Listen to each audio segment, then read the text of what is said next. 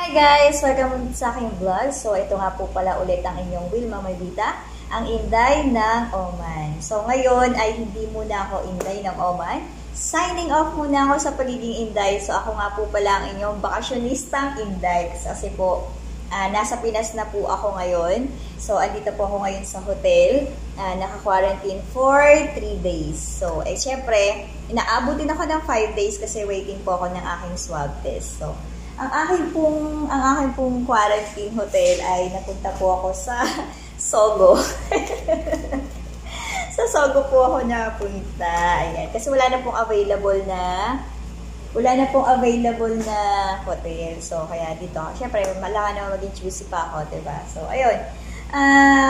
Gusto ko lang po kayong i-update or bigyan kayo ng tips sa pag-uwi ng Pinas. So, kung ano yung mga dapat gawin, kung ano yung dapat na i-ready kapag gusto nyo umuwi ng Pinas. At kung isa ka sa uuwi sa Pinas, ay dapat panoorin mo to at para malaman mo kung ano yung mga dapat mong i-prepare. At kung bago ka pa lang sa aking YouTube channel, huwag kalimutang i-subscribe, i-likes at i-click ang notification bell para maging updated kayo sa mga susunod ko na video. So, ayun, simulan na natin guys. So, syempre, pag pupunta ka ng airport or before kang pumunta ng airport, before flight mo, before 7 to 2 hours ng flight mo, dapat naka-swab test kayo po. So, kailangan mo po ng swab test, kailangan mo po ng result na negative result bago ka po pumunta ng airport kasi hinahanap po siya. So, ayun, nakapag-swab test ka na. Then, after mo pong mag-swab test, magre-registered ka na sa One Health Pass. After nun, mapilapan mo yung One Health Pass. Dapat po ang inyong One Health Pass ay meron 2 or 3 kulay na lalabas sa inyong barcode. Kasi kapag isa lang po yan, ang magiging quarantine nyo ay 7 days. Kasi ibig sabihin po, hindi nyo po nasagutan ng maayos yung nasa One Health Pass na registration. So, kung ako po sa inyo, lahat po sagutan nyo. Kung pinakailangan po, pag meron pong nakalagay na pula, ibig sabihin, kailangan nyo po siyang sagutan. So, ayun, nakapag-swab test ka na, nakapag-registered ka na sa One Health Pass. So, ready ka na papuntang airport. So, ayun, pagdating mo ng airport, syempre, mag-check-in ka na. Ang hinahanap po sa pag mag-check-in, unang-una po ay ticket. Syempre, ticket, negative result ng swab test mo, at One Health Pass, at vaccination certificate. Yun po ang hinahanap po. Syempre, kailangan trace up. Pero yung iba naman po hindi na naghahanap. Pero mas maganda po meron na kayong download na trace up para po hindi na kayo maaabala at magmamadali na mag-fill up or mag-register sa trace up, diba po? So, yung iba naman po hindi na hinahanap, pero yung meron mo kasi talagang yung iba hinahanap pa eh. Pero kadalasan hindi po. Gulo. Tapos ayun, yun po yung hinahanap pag mag-check-in. Pag mag-check-in po kayo. Ulitin ko lang po, ang hinahanap po ay ticket, passport, negative result ng swab test, One Health Pass, yung barcode na kailangan 3 kulay or isang kulay, okay lang, basta naka-registered ka. Pero mas mabuti pong naka-3 kulay ang inyong One Health Pass. Then, vaccination certificate. Yan pong 5 ang kadalasang hinahanap pag mag-check-in. So, ayun, nakapag-check-in ka na, tapos ka na pong mag-check-in. Ngayon, pupunta ka po sa immigration, pupunta na kayo sa immigration. Ang hinahanap naman, teka lang po. Speaking of check-in, syempre yung maleta mo, yung bag mo, syempre titimbangin yan eh, titimbangin yan. So kung ang feeling mo, nag-excess baggage ka, mag-ready ka na ng 26 real. Yun, mag-ready ka na ng 26 real. Kasi ako po, ang napansin ko po kasi, parang pag 5 kilos, more than 5 kilos, ang babayaran mo, 26 real po. Kasi kadalasan po lahat na nakasabayan ko, at ako din po, ang nabayaran ko ay 26 real.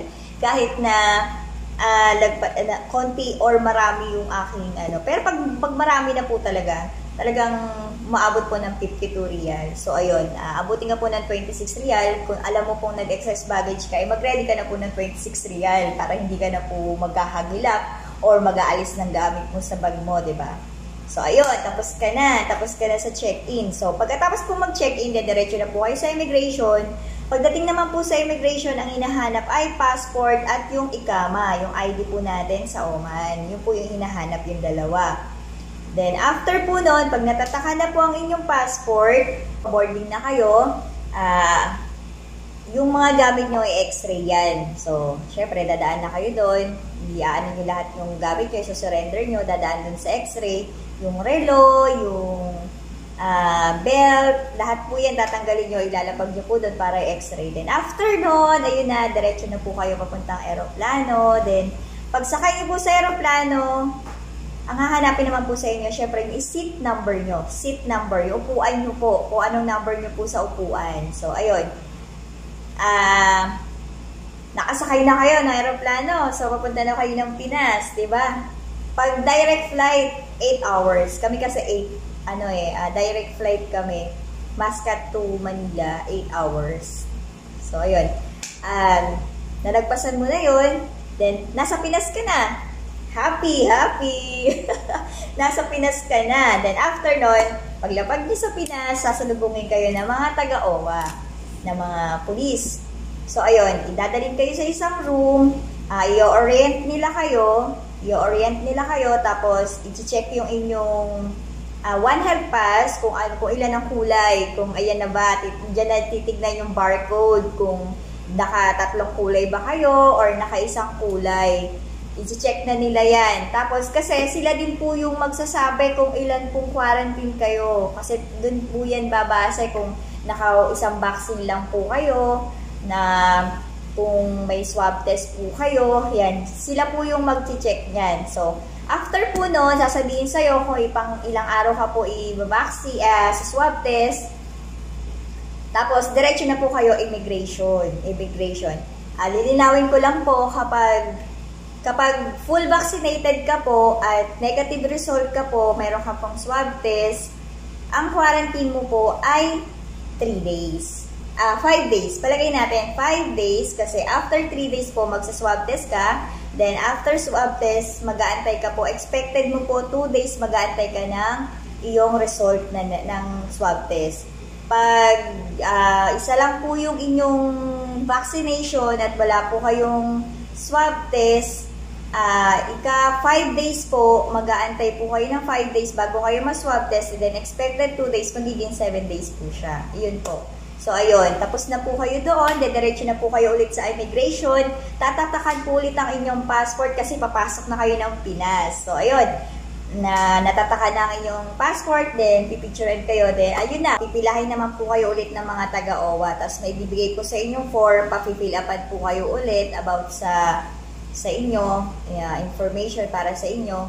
Then, may ilalagay po sila dun sa form nyo kung anong hotel po kayo mapupunta. Then, habang nakapila po kayo, mag-aantay po kayo ng bus na susundo sa inyo papunta sa hotel. Then, pag nandiyan na po, pag nasundo na kayo ng bus papunta sa hotel, pagdating nyo po sa hotel, may pifill upan po ulit kayo na form. Yung form po na yon para naman po yun sa information dun para sa hotel. Kaya marami po tayong pinifill upan pag uuwi ng Pinas. Kaya ang payo ko lang po, mahabang pasensya at unawa lang po kasi yung ginagawa po nila ay para po sa atin. Kaya marami po tayong pinifill upan para masigurado na sa atin yung gamit natin. Tapos, kung tayo yung naka-check-in, syempre iba-iba po yung dinadaanan natin process. Kaya marami din po tayong pinipila pa na form. Kasi po, meron po kami nakasabayan na nagalit siya kasi marami nga daw pong pinipila pa na form.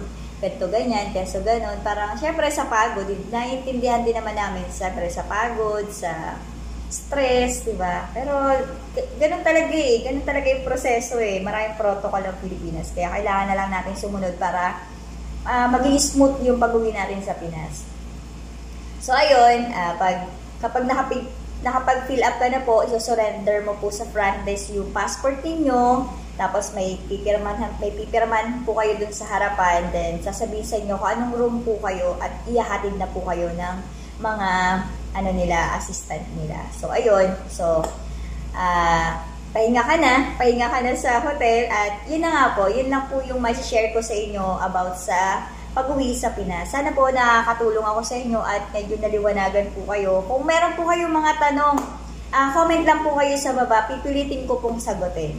So, ayun, kung nagustuhan mo po yung aking video, huwag niyo po sanang kalimutang i-subscribe, i-likes, at i-click na rin po ang notification bell para maging updated po kayo sa mga susunod ko na video. So, guys, thank you! Welcome, Pinas!